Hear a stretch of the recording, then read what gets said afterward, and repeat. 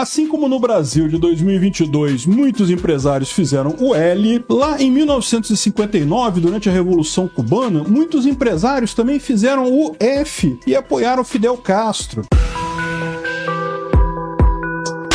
Esse é o Visão Libertária, sua fonte de informações descentralizadas e distribuídas. A crise econômica em Cuba é um fenômeno que persiste desde o fim da União Soviética, lá no início dos anos 1990, com o corte de seus repasses para a ilha caribenha. Mas essa crise tem se agravado consideravelmente nos últimos meses. Durante o ano de 2022, casos de falta de energia elétrica se tornaram constantes na ilha, e mesmo a capital do país começou a sofrer racionamento de energia elétrica. Além disso, a falta de toda sorte de produtos nas prateleiras dos mercados cubanos, algo que sempre ocorre nesses regimes socialistas, tem se tornado cada vez pior. O resultado prático disso é que o país enfrenta uma enorme fuga de cérebros e de mão de obra qualificada nos últimos anos. Na contramão do restante das Américas, a população cubana se mantém a mesma desde 1997. E isso porque, embora crianças continuem nascendo, o número de pessoas que foge da ilha-prisão dos Castro não para de subir. O desespero dos cubanos para deixar o país é tão grande que até mesmo destinos como o Brasil são considerados, sendo que o número de cubanos que pedem asilo no país só não é maior que o número de venezuelanos na mesma situação. Contudo, nem sempre as coisas foram assim na ilha caribenha. A Cuba de 1959 era consideravelmente diferente da Cuba da atualidade. A bem da verdade, podemos dizer que a aparência do país não mudou muito, uma vez que grande parte dos prédios da sua capital, por exemplo, datam do período pré-revolução. Naquela época, o país era controlado por Fulgêncio Batista, um ditador conhecido por torturar e assassinar opositores, impor uma pesada censura e perseguir empresários que não fossem favoráveis ao seu regime. E foi justamente desse grupo de empresários que o revolucionário Fidel Castro, opositor do governo de Batista, recebeu grande parte do seu apoio. Quando Fidel Castro surgiu no cenário político cubano, muitos acreditavam que ele seria um moderado, até porque ele, de certa forma, se apresentava assim. Diversos setores da sociedade viam no jovem revolucionário apenas uma oposição viável ao governo vigente, e por isso decidiram apoiá-lo em seus primeiros esforços na luta contra o governo de Fulgêncio Batista. Fidel afirmava com frequência suas intenções de convocar eleições democráticas, tão logo conseguisse derrubar a ditadura de Batista, e muitos acreditaram nessa conversa fiada. Estão sentados até hoje esperando eleição democrática em Cuba. Os revolucionários de Fidel Castro, então, passaram a receber financiamento de diversas fontes, sendo que algumas delas, acredite ou não, eram empresários e diretores ligados a grandes empresas da região. A destilaria Bacardi, famosa no mundo todo por seu rum, fundada em 1910 na ilha caribenha por um imigrante espanhol, deu uma generosa doação de $38 mil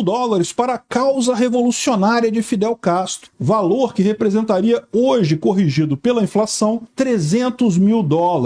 Por outro lado, o maior produtor de cana-de-açúcar de Cuba, quando da Revolução, Júlio Lobo, dono de mais de 400 mil hectares de terras produtivas na ilha, o homem mais rico do país naquela ocasião, também colaborou com a Revolução Cubana. Na época, Lobo doou $50 mil para os revolucionários, um valor considerável que, nas cifras atuais, chegaria perto de $500 milhão, ou mais de R$2 milhões.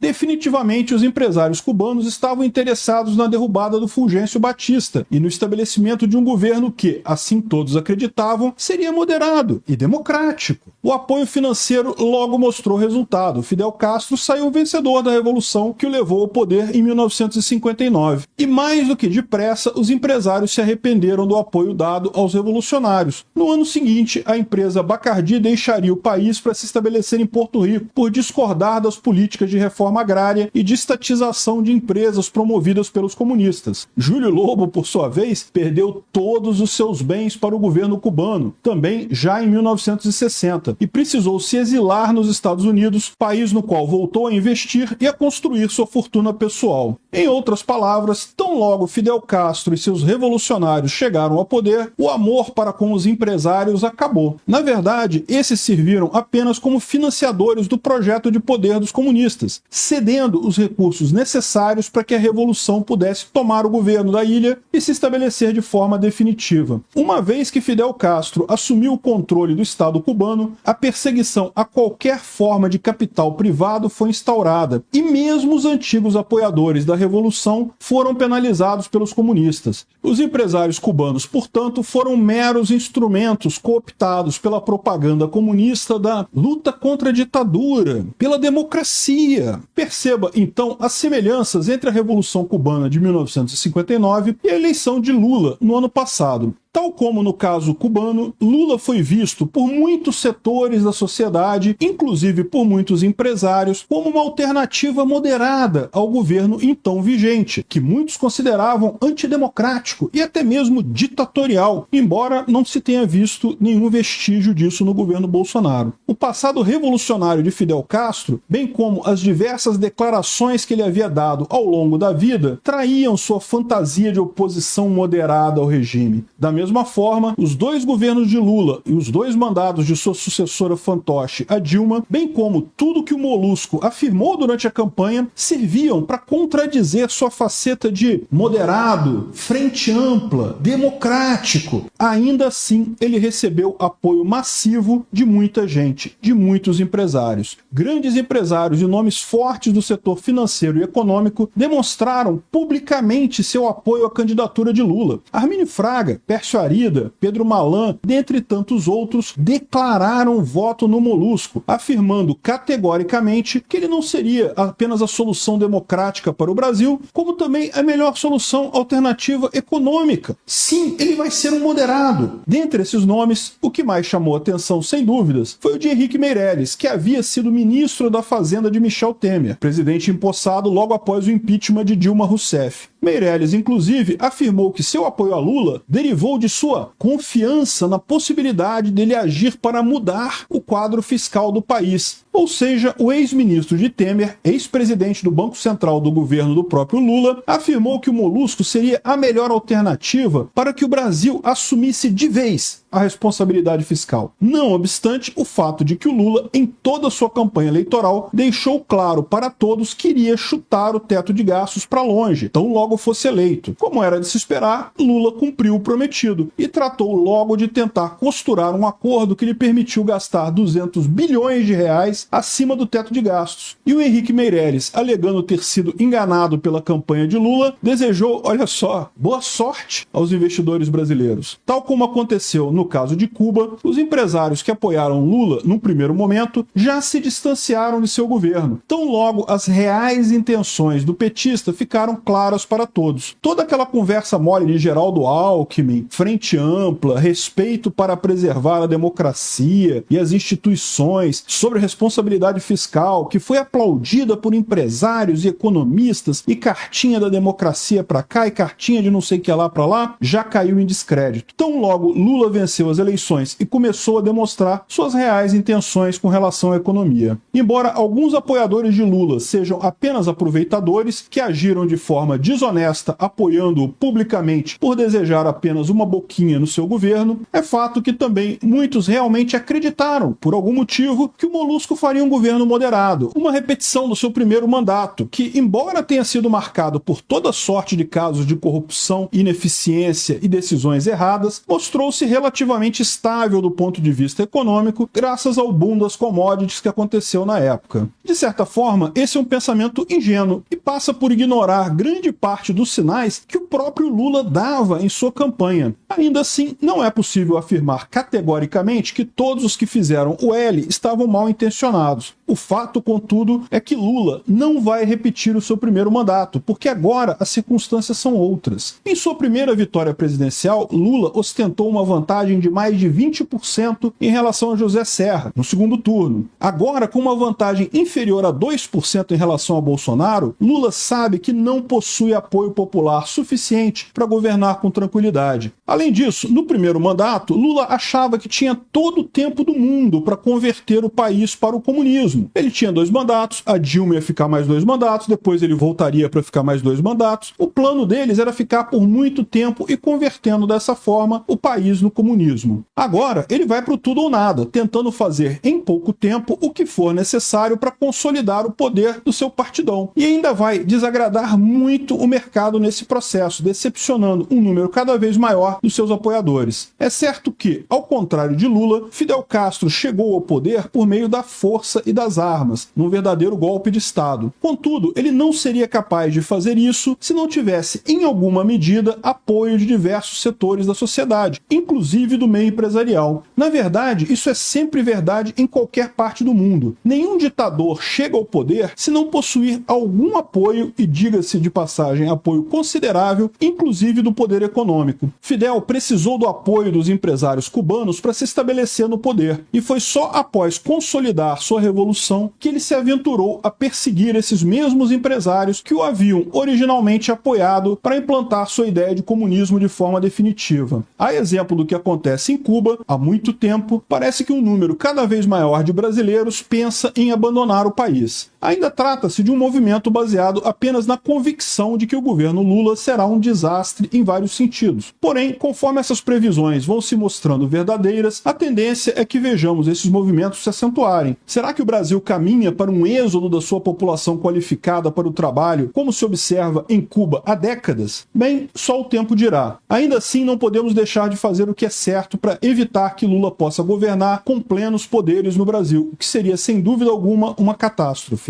É certo que, graças a um grande número de isentões que fizeram o L, nós agora temos que aturar um governo do PT com todos os riscos que isso pode trazer. Porém, o combate às tentativas do Lula de implantar um comunismo no Brasil passa pelo fortalecimento das nossas convicções e nossas ideias, que são mais importantes do que nunca neste momento. Afinal de contas, é justamente durante os piores governos que as ideias da liberdade têm mais chance de prosperar. Obrigado por sua audiência. Esse artigo foi sugerido e escrito por Quintessência, revisado por Donda e narrado por mim, Peter Turgunia. Se você gostou desse vídeo, clique no ícone de curtir abaixo e compartilhe o vídeo em sua rede social. Se você quer ser notificado de outros vídeos, clique em se inscrever e depois no ícone da campainha. Até a próxima!